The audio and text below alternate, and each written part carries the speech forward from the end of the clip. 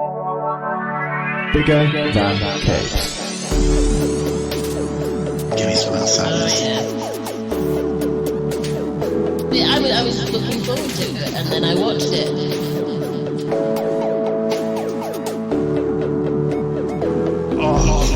Oh, dry.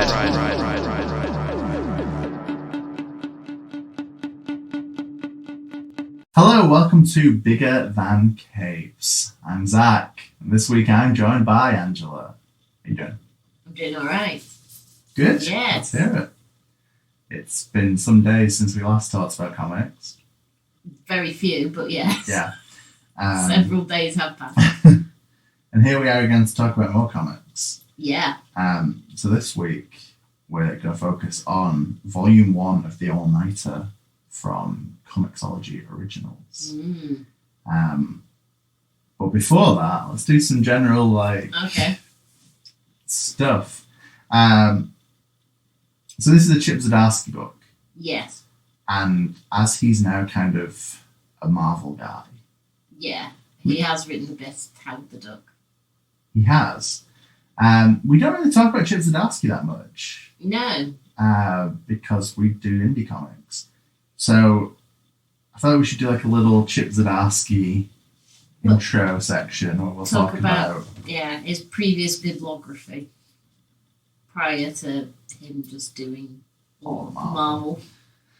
I think a lot of people these days do know him for Spider-Man and Daredevil. I'm sure there's other stuff I can't think right now. No. But I think for me it was kind of Sex Criminals, Yeah. Captara, Howard the Duck, Jughead. Pretty much, yeah. All good things. Very good things. I still think his Howard the Duck is the best work he's done for Marvel. Yeah, I've got a real soft spot for Howard. I think it's different from previous Howard the Duck in that it really knows Yeah. who it's playing to, and it's so self-aware of what Howard the Duck is and how quickly someone's going to mention the film if you mention Howard the Duck, and kind of takes the sting out of that by being immediately like, hey, wasn't there a film? But it's like a 3-volume short-run Marvel series. Howard the Duck was really good. It was. And kind of sad. And kind of funny. And it ticked a lot of the boxes. It did. It was a good read. Similar with Jughead, I think, as a short-lived thing. 2 volumes with Chip and then 2 with Ryan North. Yeah, I think. Yeah, that sounds right. That sounds correct. It was Chip Zdarsky and Eric Henderson, and then it was Ryan North and Derek Chan. Yeah. Look at us, we know stuff. Again, I think that benefited from kind of playing onto the ridiculous side of Jughead. Yeah, because Jughead is... ridiculous. Yeah, I mean, there are no realistic characters in Archie. Not particularly, no. Which makes Riverdale all the more strange. True that. But of them, Jughead's probably the most ridiculous. Yeah, and there are still things from Jughead that I think about all the time. Like, I think it's in issue 1 where there's the, cafeteria has got a new regime because of the new principal, and they're not serving the food Jughead wants, and he's in, the home ec food class, and he's like, so tell me you can make hamburgers. But that's really just burnt into my mind now. That is the definition of that character. Yeah, it really is. But then we've got the Time Cop issue and the Game of Thrones issue. Yeah.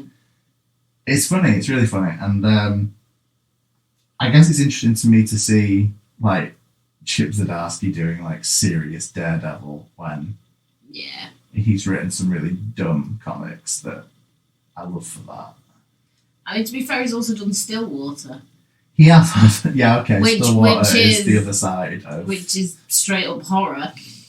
And I've often heard it speculated that there's a close blend between horror and comedy, and Well, yeah. I mean, Here anyone we are. who's seen What We Do in the Shadows and Yeah, Shaun of the Dead can probably attest to the fact that horror works very well with comedy. that is true. Stillwater's not that funny.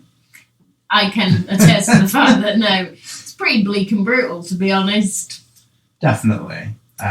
Even stuff like Captara, which was more sci-fi than comedy, was still kind of goofy at times. So And Sex Criminals is just ridiculous throughout. Yeah, It has some like serious relationship moments, things like that. it Throughout, does. but is at its core pretty ridiculous. Yeah. Very ridiculous. Thinking about it. Man, I like Sex Criminals. So with that kind of groundwork done on our Background. Chip Zdarsky Yeah. fandom, we also move into this being Chip Zdarsky's first vampire book, Yeah. and that made me want to ask, because I every time it comes up on the podcast, we do the discussion that Will hates vampires because there were too Yes. many vampires when he was a teenager, Yeah. and we get into the fact that, but I really like vampires because there were so many vampires when I was a teenager. Teenager. Yeah. So I wanted to kind of get into what's your take on vampires. Well, I have various. The first sort of big thing, because Buffy the Vampire Slayer was around when I was a teenager, so that was obviously a thing. So that was an introduction to vampires, but they're not the lovable kind of goofy vampires, are they, in that show? No, they're pretty serious. Pretty about serious. all of the things. Here's some trauma and here's rape and such, and it's kind of a bit tainted now because Joss Whedon.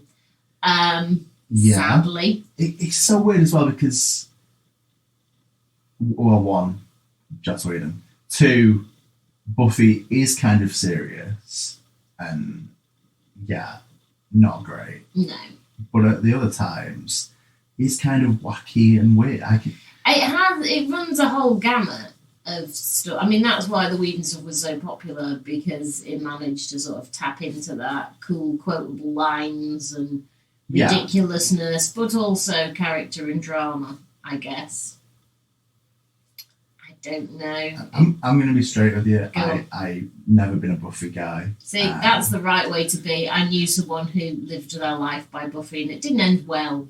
I've been given terrible advice in the past, like, oh, watch all of it. And I started at the beginning of Buffy and was then given contradicting advice from someone else, which was, you don't need to see all of season 1. You just need to see like the first 3 episodes and the last 3 episodes and then start at season 2, which is better, because season 1's all Monster of the Week. And I don't know. I also, my first experience was being forced to sit through the musical episode while in a room full of people singing it as if... Terrible. As if doing a Buffy sing-along was going to win me over to... No. I don't get it. I think it is overrated, and looking back, and it's probably my least favourite vampire-related bit of fiction now, looking back, in many ways. That's the voice of someone who hasn't seen vampires suck. No, I have not. Luckily. There was also Ultraviolet, which no one remembers. More people need to remember that. I remember it, but not as well as you do. No, which is somewhat worrying. That was a bit... And also, that I've just remembered while we were talking, there was... I can't remember whether it was called Blood Ties or not, but it was based on a book series. About Henry VIII's illegitimate son being a vampire and solving crime. Yeah, that's the one. That was my jam. He wasn't the main detective, he helped out. He helped the detective because she was going blind. So she was chucked off the police force, so she had to become a PI. And Henry comes along and helps her out. History will probably suggest otherwise, but I thought Blood Ties was really good. It was, and it blooming well ends on a cliffhanger. They open Pandora's box, and yeah, the end of season 1, that's and then it just never comes back. We never get a season 2. I was really into Blood Ties. Thank God someone else was. It might just be us. Oh man, I've forgotten about Blood Ties. That's I had, and then it came back to me, and I thought, I was going to say it's good stuff. I'm not sure it was good stuff.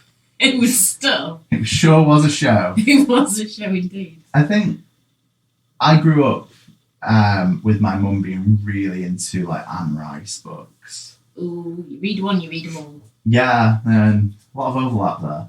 And I distinctly remember being told I was too young in like 2002 to see Interview with the Vampire. But I was okay to watch Queen of the Damned, which is the horniest new metal film. It is very much of its time. If you were to distill the early 2000s into a film, that would be it. I could talk about Queen of the Damned for like a worryingly long time, I think. The soundtrack alone, because it's like Lestat becomes a rock star. Have you seen Queen of the Damned? Yeah, oh yeah. Oh, good. Otherwise, this would be. Lestat becomes a rock star after sleeping for 30 years and waking up hearing this kind of, new sound, a new metal, if you will. And he decides this is the time. And yeah, because of that, the soundtrack was written. So songs were written for him by like Marilyn Manson and Chester Bennington and Jay Gordon and all kinds of weird and wonderful new metal dudes. And they didn't know if Stuart Townsend could sing, so they cast Jonathan Davis from Korn to perform the vocals in. So even though the soundtrack has songs written and performed by like Chester from Linkin Park, the versions in the film are sung by Jonathan Davis from Korn, who is not on the soundtrack officially, which is so weird. And then apparently found out that Stuart Townsend could sing, so there was no need for any of that. But I think that like weird patch of like early 2000s metal being put onto one CD, and there's like real songs on it as well. It's not all Vampire Lestat related. Yeah, but I think that really got me as like this is incredibly cool. It's not. It is not a cool film. It is. It's very good at fooling you as a young person into thinking it is there, isn't it? Yeah, it's like horny new metal vampires. Yeah. And isn't that what you always wanted? And then, I don't know. That's where the genre needed to go, frankly. That's what the world needed. From there, I got into stuff. I think from there, I read Dracula, and in some way, I'm always still reading Dracula. It's just so long. It is. Unabridged, of course. You have to do it the right way. Also, big fan of Bram Stoker's Dracula. The film with Gary Oldman. Gary Oldman, yeah, that's okay. There's never been a really good adaptation of Dracula, but that's the one that does the most of the book. Yeah, it does. And that's another one where when I saw it as a teenager, everybody I knew was like, yeah, it's a good Dracula film. And as I've gotten older, more and more people seem to come out of the woodwork like, it's a bad film. Like, which part? Is it where Anthony Hopkins is Van Helsing? Because that's good. Also, Van Helsing. Van Helsing, yeah. Largely down to the fact that there's that opening scene where, no, it's not even an opening scene, it's just near the start, where Dracula gets kicked into a fireplace. Oh, yeah. Struts out and like adjusts his collar and stops being on fire. That's my Dracula. That's the definitive version. So I don't know. I think when I was in my teens, there was a lot of really dumb vampire stuff. So a lot of the stuff we've just mentioned. And I guess that's just meant I've always been into vampires because of that. Also, I watched 10 seasons of Supernatural and there were... They cropped up quite a bit in that. Yeah, and I think... I watched Blood Ties and... Yeah. They made those Twilight films, which made vampires really not great for a while. I mean, to be fair, I read the Twilight... I work in a library, I have to read books. And I read Twilight and the various sequels, New Moon, Eclipse, Breaking Dawn. And To name them all. And I remember reading Breaking Dawn and just being like... wow, she's just gone for this now. This is just absolute ridiculousness. Like, Jacob was never in love with Bella. He was in love with the fact that she was carrying the person he was going to bond with because werewolves. I mean, it messes up so much mythology on both levels. And also sparkly vampires. Because I've read a lot of vampire fiction, and a lot of it is in the paranormal romance genre. Some of it's ridiculous. Weird that, isn't it? Can't think why. I blame Anne Rice. But, I mean, she just takes it to it's probably one of the worst fictional portrayals of vampires, but also they sparkle. I mean, yeah. There's an argument to be made there. You know, I like that, you know, can't go in sunlight because I'll sparkle. Not because it's such gonna... a legit problem. Not because it's going to kill me or anything, but no, because I'm going to sparkle. No, I completely agree. And I think it says so much about people like trying to balance the scales of vampire shows that at the same time that we had Twilight, is it FX decided to roll out the True Blood TV show as if to be like, hey, vampires can be hardcore. Don't worry. Yeah. It's going to be okay. Except True Blood, I think, doesn't bear much resemblance to its source material either, as far as I can recall. Not from what I've read. No. Which is obviously far more than I should have. I know Elvis is a kind of not well vampire in it because he's been brought back from the dead too late after death. So he's like, I don't know, not okay. He helps and he's nice, but and they keep calling him Bubba as if to fake the fact that he's It's Elvis. It's Elvis, guys. It's Elvis. That shouldn't be my takeaway from the True Blood books, but it's like in book one, and it's incredibly distracting. It is. It's like, really? I like the fact that there's a time limit on making a vampire. Like, you know, if you go too late, you know. Yeah, it doesn't work out for them. Also remembering now that all the Darren Shan books came out when I was in my early teens. Oh, I read all those. Cirque du Freak, and I can't remember the rest after that, I have to say. Vampire's Assistant. That was they kind of... name of the second book, but also the name of the film. The film, yeah. The film was okay, but not... They didn't really run with much of the... They didn't run with much of the book. of the books. No. Because, of course, they were originally set sort of... Because Darren Shan is Irish. Shocking, really. Amazing. So they kind of weren't set in America, as far as I know the books. But the film I don't think the books ever give you a location. They refer to things as, like, the city. Our mountain. Yeah. There. A river. And the film got very... by a city, you must mean America. The only place to have cities. Yeah. The only place to have circuses. Which I don't think is the fault of Darren Shan. I think it is the fault of an American studio making a film. I think you could probably turn that, in this era of television streaming and such, you could probably turn that series of books into some sort of series of television episodes. Yeah, I think there's still space in this world for a Darren Shan adaptation. I don't know how. I don't know if it's more films or if it's more TV type stuff, but I feel like too many things get films that would benefit from a TV show. Yeah. So maybe. I think it probably would. I think you could probably do a nice Dracula miniseries and not whatever the hell that was that Stephen Moffat came up with those a few years ago. I'd forgotten about that. I tried. We get a Dracula miniseries from the BBC though, like every 5 years. Every 5 years, yeah. Because we had... This is so off topic. Do you remember the Dracula miniseries where it was like Dracula goes to America and is involved with the rollout of electricity, and Renfield's recast as this huge dude? This rings an unfortunate bell. Did not like that. No. I think I watched all of it, kind of out of spite, rather than... Spite watching Dracula. But again, I think that's another show. This is the problem. Rolling out show after show after show just called Dracula. Yeah.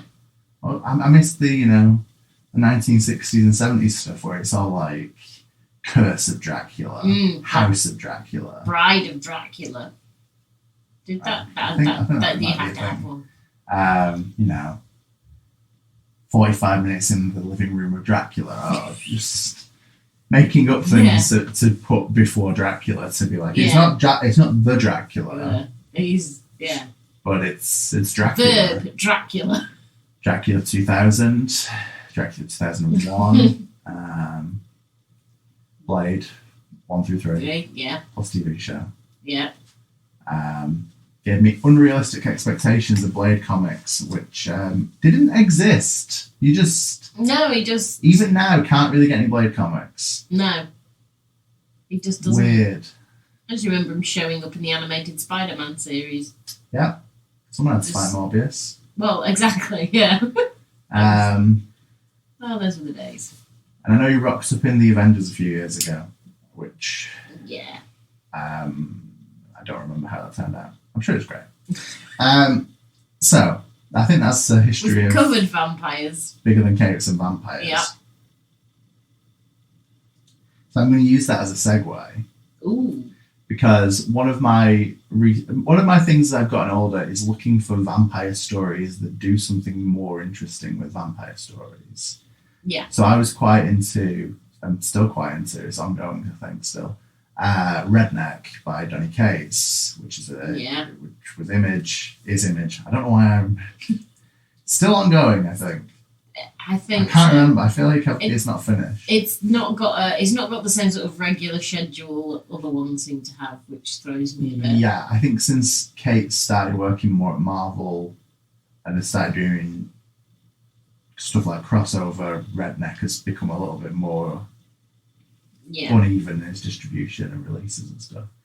But really interesting, Redneck, it has some of the best kind of like vampire hunting ideas that I've not come across anywhere else, with stuff like, if you draw a cross on the back of a vampire's neck, the vampire just dies. Or if you have a house full of vampires and tell them they're all no longer welcome, they all have to just leave really quickly and kind of freak out and panic about it. So off the back of that, I've been kind of wanting more interesting vampire things that play with the idea of what vampires can and can't do, how vampires work. Recently, we've had like Bloodstained Teeth and The West of Sundown, which kind of set up very different worlds, but also different worlds that entertain like, what can vampires do and how do vampires work? So I quite like the fact that different creators and different publishers at the moment are kind of exploring vampire stories in different ways. I also appreciate that these things all happen about 6 months before Halloween. Always. So when ComiXology Original said that Chip Zdarsky was going to do a superhero vampire book, yeah, that's different. Yeah. That's pretty interesting. I mean, it's something he's not the first. So Astro City has the Confessor, who is, a vampire, and his sidekick, Confessor Boy. I can't remember his sidekick's name. Confessor Junior. Altar Boy, obviously, it's Confessor and Altar Boy. Yeah, there you go.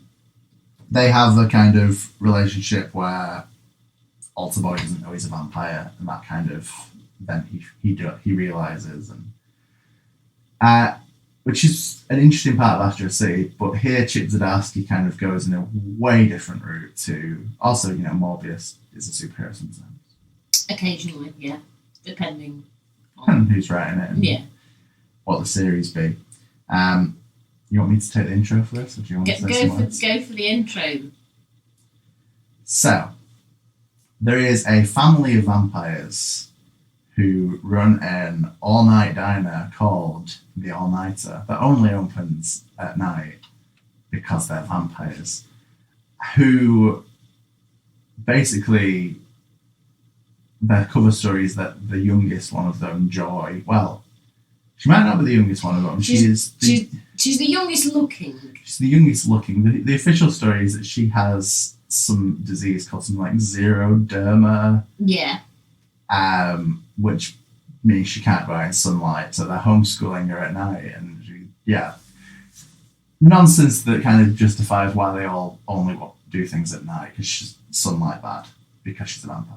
Because they're all vampires. They're all vampires. The family is Joy, the youngest, Alex, the next youngest, Cynthia, the next youngest, and Ian, the next youngest.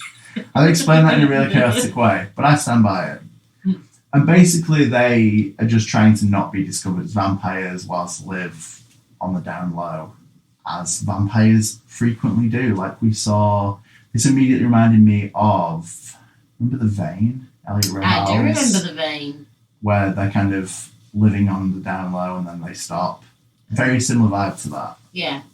So Less Nazi hunting. less Nazi hunting, more Burgers and such. burgers and crime, yeah. Burgers and crime. Yeah. So basically Alex is really into superheroes.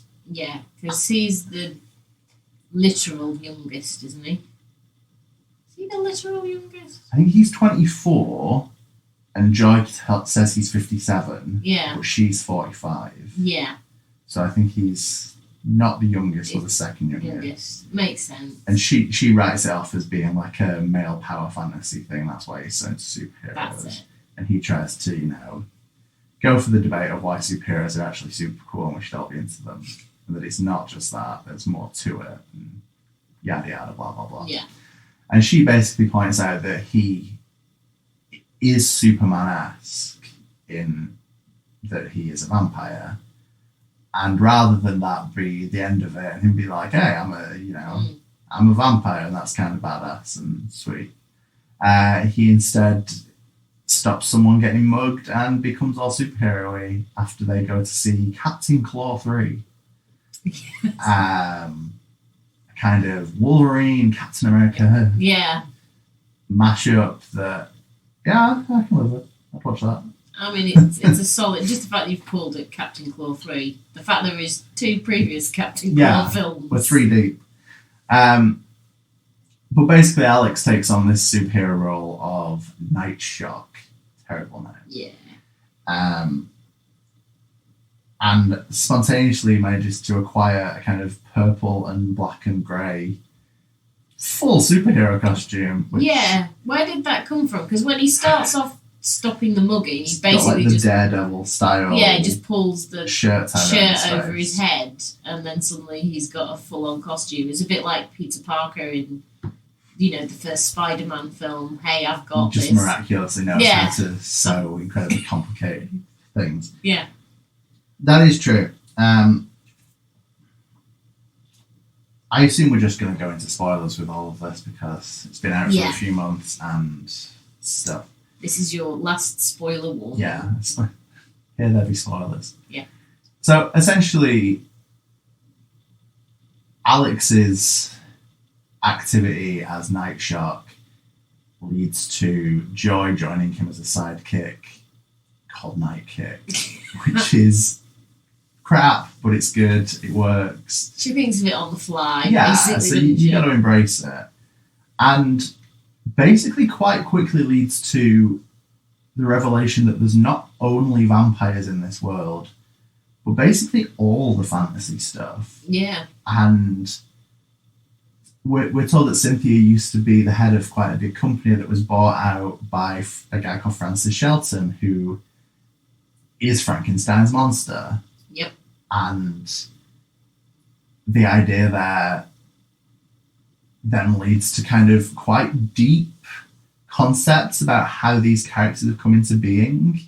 Yeah, it goes a bit existential crisis on you. Yeah, I was expecting it to be a lot of there have always been vampires, there's always been whatever, or, Frankenstein was based on true events, but instead we get more the idea of these characters kind of being willed into existence by mythology and the repetition of ideas. And I think it's at that point that this becomes really quite interesting, because then it's supported that there's speculation that whilst Alex could be Night Shock, anyone could be, because superheroes are the new mythology Yep. and they could just be being willed into existence. Which is quite deep for what I thought was going to be kind of a ridiculous book. I mean, it's still a ridiculous It is a ridiculous book. You've got vampires fighting crime. Yeah, but on the other hand, we're also kind of being dealt quite unlikely concepts like existence and... Yeah, and they have to hide as well, because if they don't... The Takers could come and take them. Yeah, we still don't really know. 5 issues in, this is 5 issues. Yeah.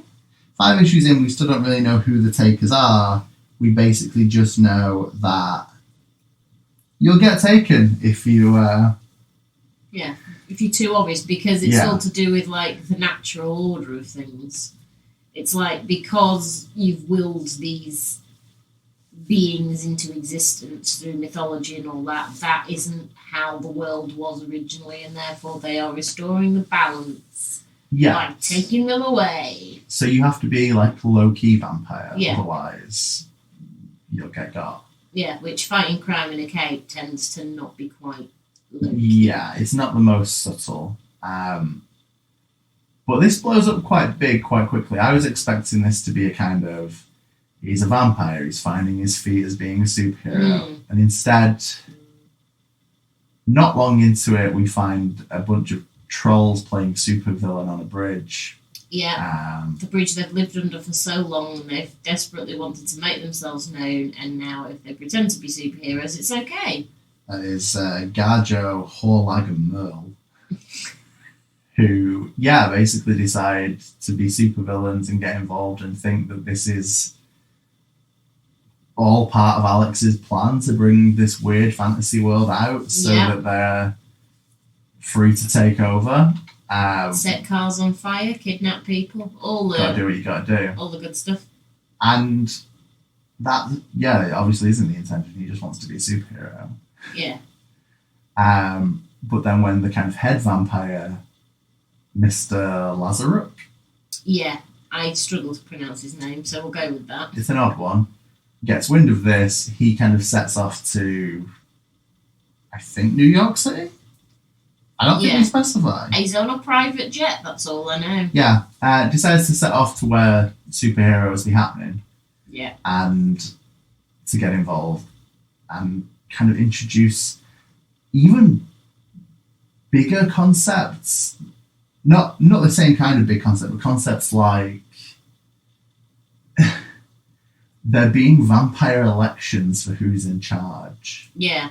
And encourage the grander exposure of this fantasy world, which leads to kind of the biggest part of this book, which is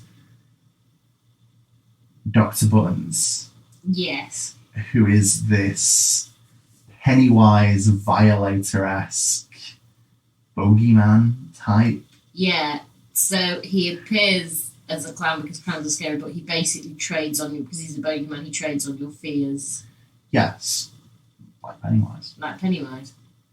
And, kind of causes chaos and basically leads the entire family to end up taking up the vampire superhero route. Yeah. To stop the bad things. And that's basically a lot of what this book is. It is. I never said, but aside from being written by Chip Zdarsky, this is drawn by Jaon Loo, coloured by Paris Alleyne, lettered by Aditya Bidikar, and edited by Alison O'Toole, and released by ComiXology Originals, which probably means we're going to get a Dark Horse trade paperback in the coming months. We can but hope. I do think this deserves printing. I think people will really enjoy this. It surprised me. It honestly moved away from what I expected it to do pretty quickly, and good. It's nice to be surprised. What were your thoughts on? Same, because I thought, I think it plays up sort of the relationship between the characters, because I hate the found family trope as a concept, but the found family trope works here because you've got sort of Joy and Alex are sort of like the kids, even though, you know, Joy's like, I'm 45 years old, I'm stuck in the body of a 12-year-old. Joy's just great. Which is something we see more and more at the moment with Golden Gale. Yeah. And is it Stillwater? Stillwater has Galen, yeah, and his little gang of children. I feel like there's other stuff. I feel like, well where... yeah, this does remind me quite a lot of Stillwater in the children who never grow up concept. Oh, Little Monsters is what I'm thinking of, which is also vampire kids. Kids are vampires. So Kids is Vampires is a concept at the moment. But yeah, so you've got the kids. You've got Cynthia, who isn't really the mum figure in a way because she gets bossed around by Joy quite badly. Yeah, and I don't know if that's because she has been a vampire for the least time. Yeah, so... I think there's a certain amount of, you're the newbie vampire. And Ian's clearly the father figure. So you've got that kind of dynamic.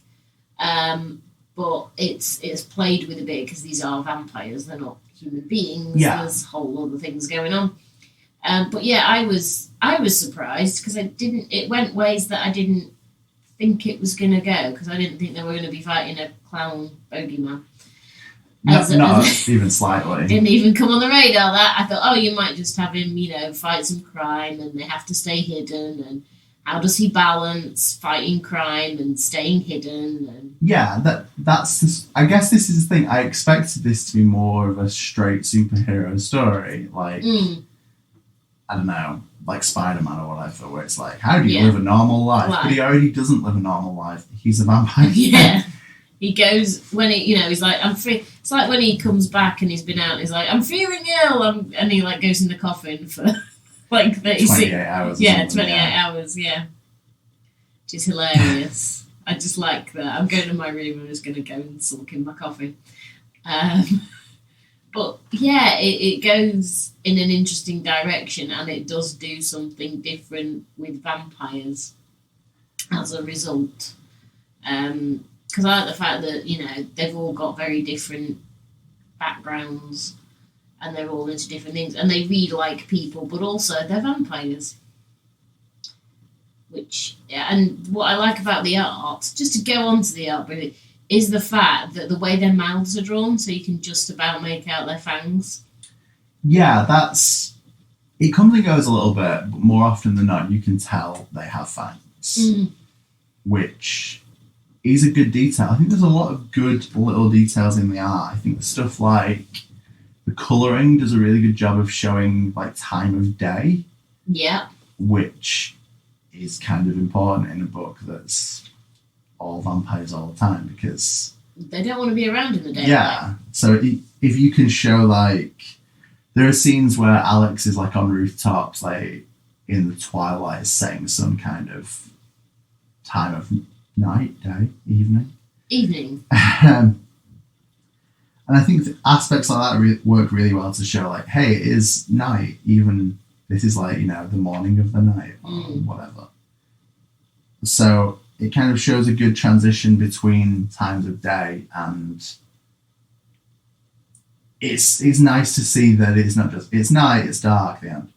It's a good element. I also think character designs are really good and really varied. Yeah.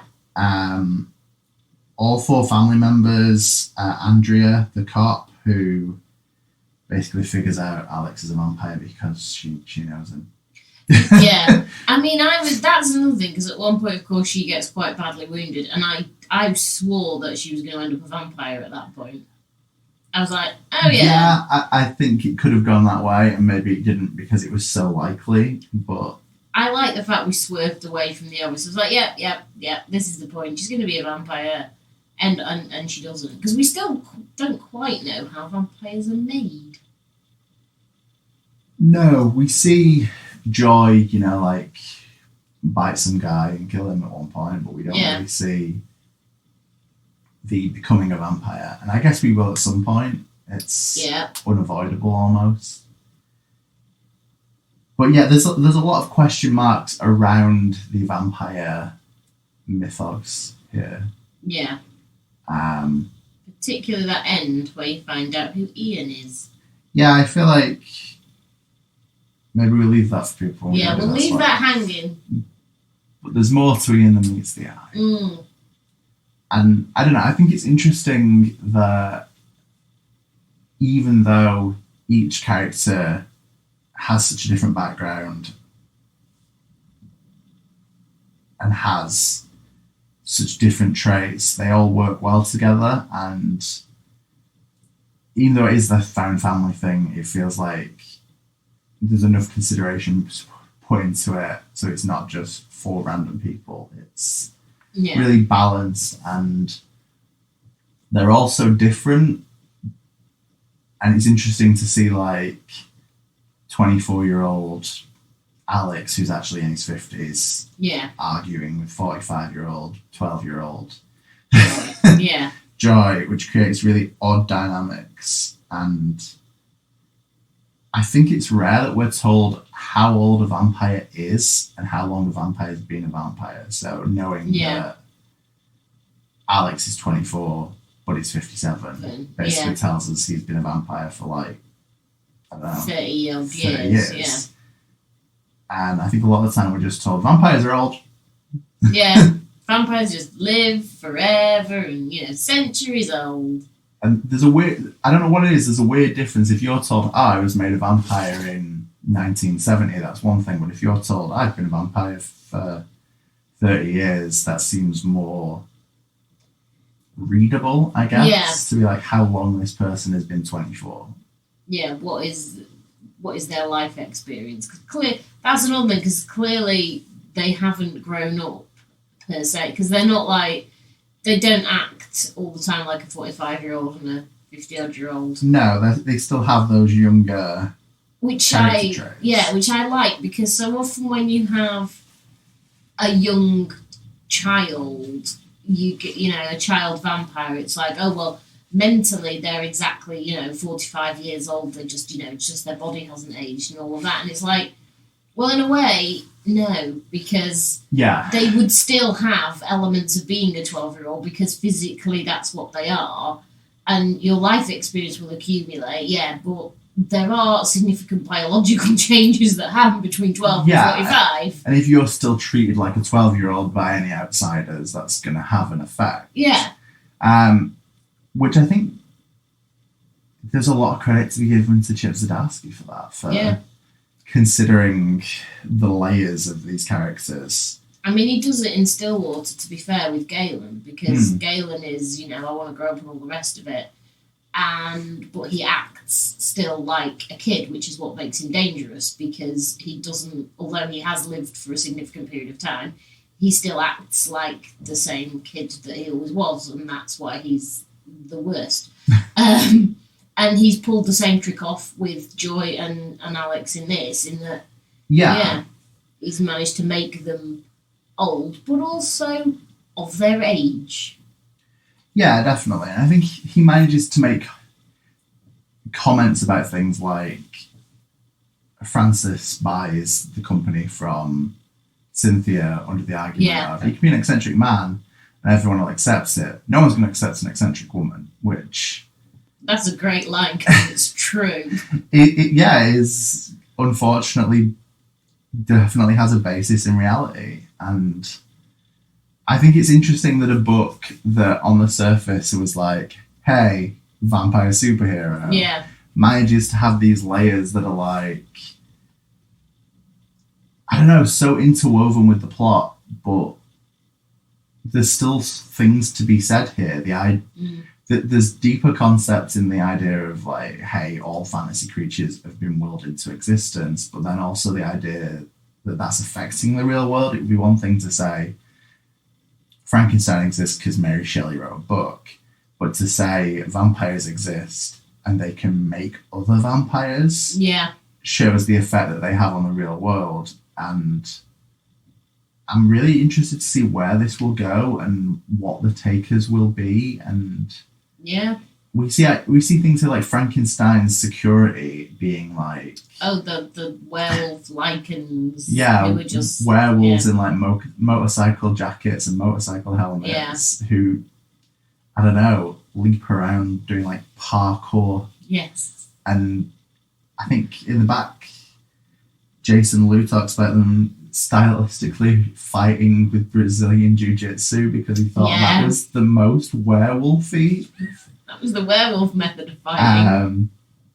Chip and Jason's commentary in the back, where they're talking through designs and stuff, is quite It's really good, actually. It's worth reading. It's well done. It's funny at times. It's weird. And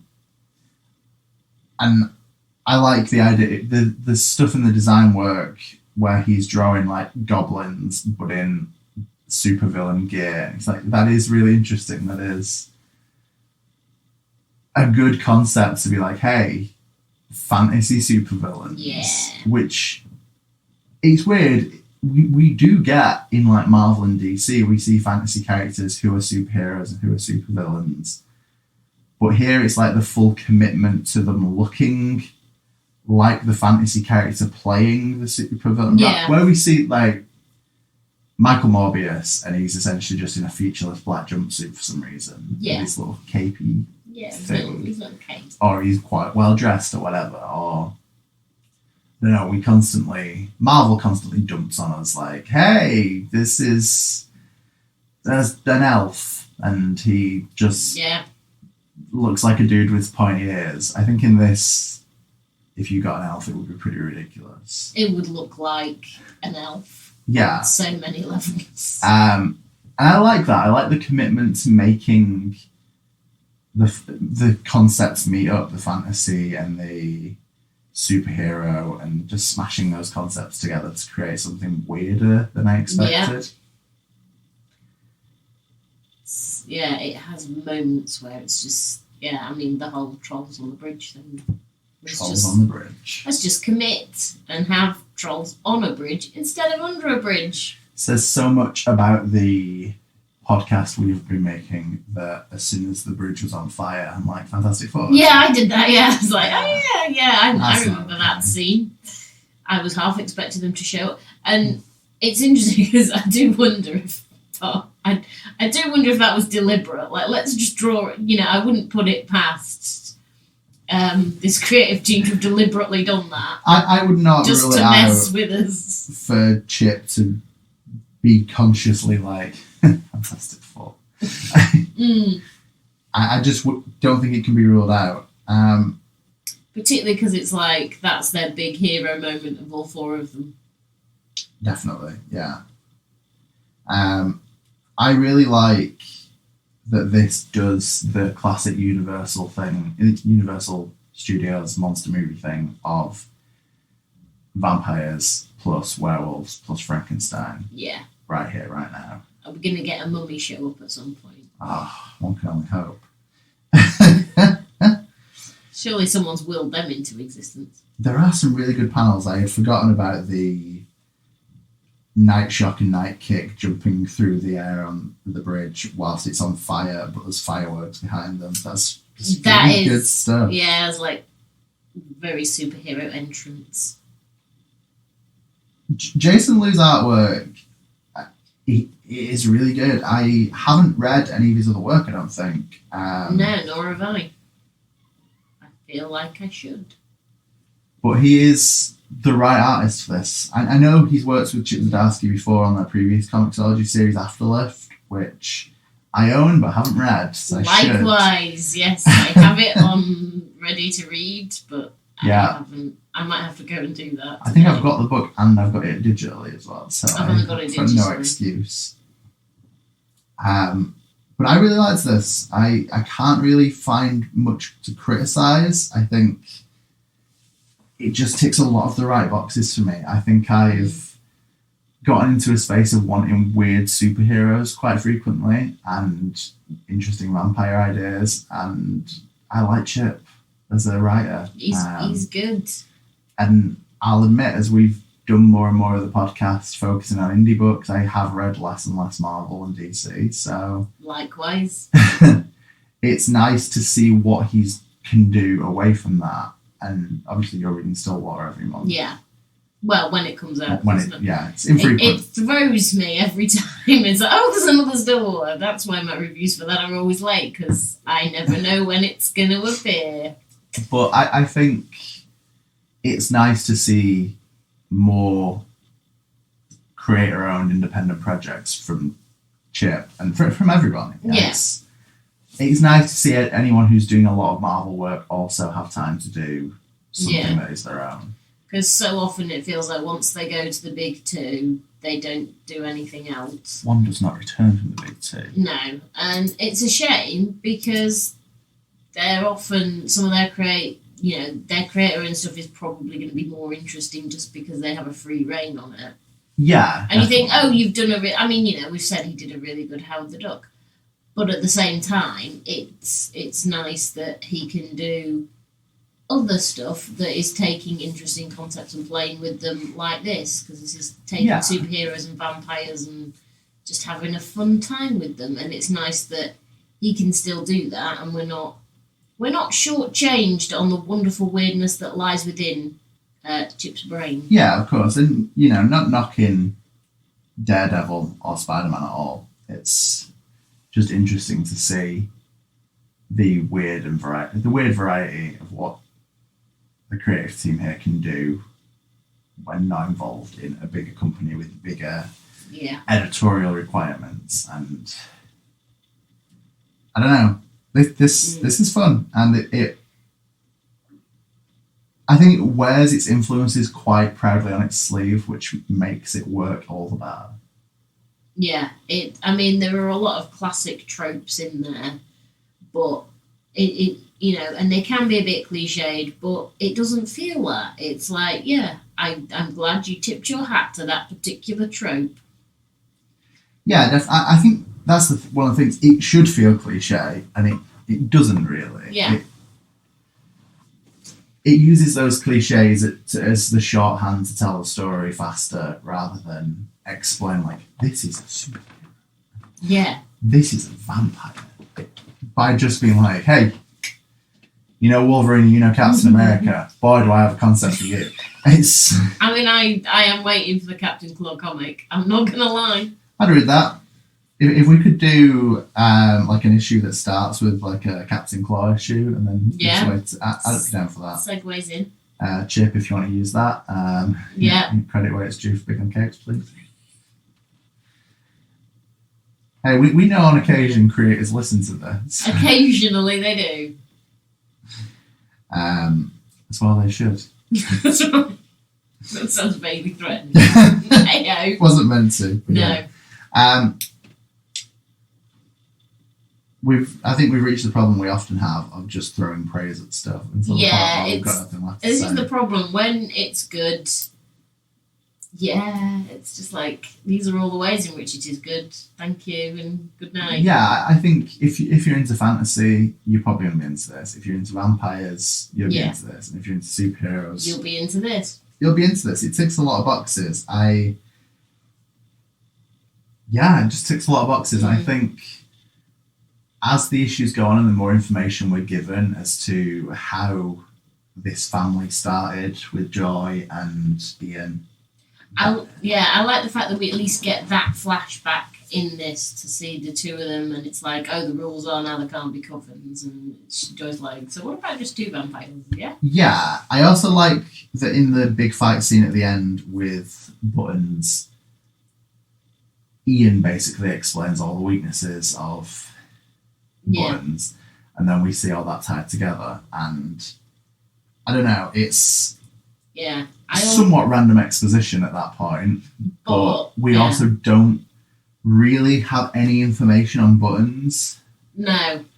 He turns up as a creepy clown, and it's like we've said, it is Pennywise and Violator-esque, and at some point you have to point out the weaknesses. That's obviously a problem with any thing of this nature. You do have to point out at some point what kills a vampire, what kills the bogeyman, what kills a werewolf. Yeah, it's children's laughter every time. All the children's laughter. And I also like the fact that I think he mentioned something like the fact that Ian's like, oh, you've made a mistake because you care about people. Yes, which is true, and Ian tries to play kind of the tough guy role Yeah. for a lot of this, of protecting yourself, and this is why vampires aren't allowed to hang out anymore, and stuff like that. Really good comic, though. Yeah. And I know issue 6 and 7 are out now, so I'm interested to check out what else there is here. Maybe we'll be back for volume 2. Yeah. Probably will. Chip, if you're listening. Yeah, if you're out there and you want to talk about the all-nighter and Stillwater and stuff. Yeah. Bigger Than Capes is available for all of your interviewing needs. It's true. If we do carry on with this, there is a chance we'll cover it on... we could cover this in singles. That might happen. I might do that. Oh, dangerous. I'm already behind. Yeah, you're already 2 issues behind. Which is probably only half the series. But if I do, that'll be at biggerthancapes.com. Yeah.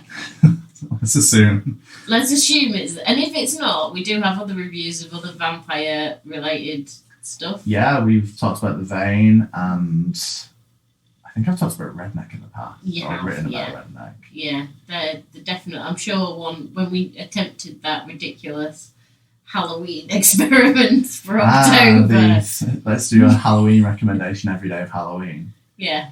If you're at home and you're wondering, that is as hard as it sounds. Yes. It was not the easiest task we've ever set ourselves. And I'm sure Redneck got... The other Donny Cates one that begins with I, that got mentioned. Interceptor. That's the one. Which is Vampires in Space. Yeah, that's a good book.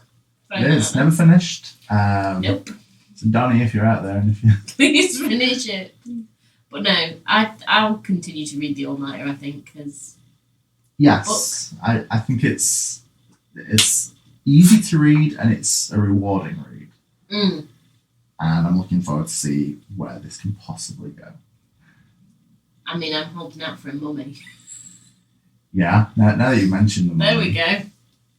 I don't know, maybe, we're 2 issues behind. Who's to say what's happened in those 2 issues?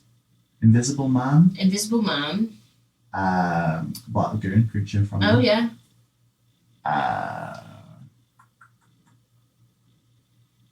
I'm struggling here with not just listing characters from League of Gentlemen. No, League of Extraordinary Gentlemen. Yeah. Very different. Very different concepts there. Entirely different. Yeah. Did mess me out about a bit when they actually released that film, because the film... they came out at a similar The time. film came out at a similar time, yeah. Very confusing. I had some really confusing conversations with some friends about that, where we were both talking about completely different things. So, on that note, I think we're more or less done. I think we're done. So we've been Angela and Zach, collectively Bigger Than Capes. This has been the all-nighter. Yeah. Which does have capes. It does have capes, but not really. That's not quite on brand. But remember that comics are bigger than capes. And vampires.